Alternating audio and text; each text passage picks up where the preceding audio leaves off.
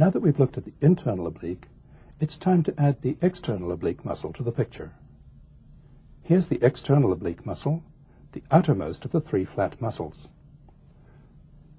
The fibers of the external oblique spiral downwards and forwards at the side, downwards and medially in front. The external oblique arises from a broad area on the outside of the rib cage, all the way from here on the 12th rib to here on the 5th rib. The zigzag line of origin of the external oblique fits in with the line of origin of serratus anterior. Though it's all one continuous muscle, we'll look at the external oblique in two parts: a posterior part that arises from the 12th to the 10th ribs, and an anterior part that arises from the 9th to the 6th rib.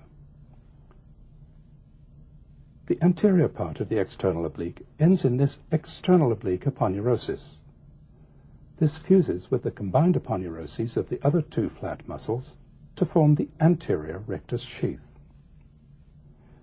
The external oblique aponeurosis has a long free lower border between the anterior superior iliac spine and the pubic tubercle. As we've seen already, this free lower border is the inguinal ligament, which we'll see in detail shortly. The part of the external oblique that arises from the 10th to the 12th ribs remains fleshy from its origin to its insertion. It inserts along the outer edge of the anterior half of the iliac crest.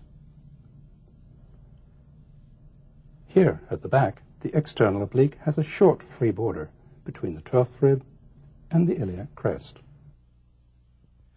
Now that we've looked at all three of the flat muscles, we'll look at their actions.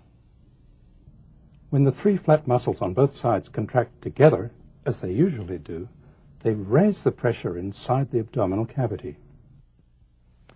When our airway is open, the rise in intra-abdominal pressure pushes the diaphragm upwards, causing air to leave the lungs, as we saw in the last section.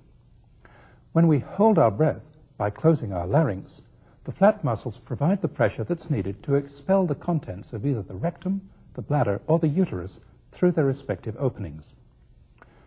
When the oblique muscles contract individually, they also play a part in producing lateral flexion of the lumbar spine and rotation of the thoracic spine.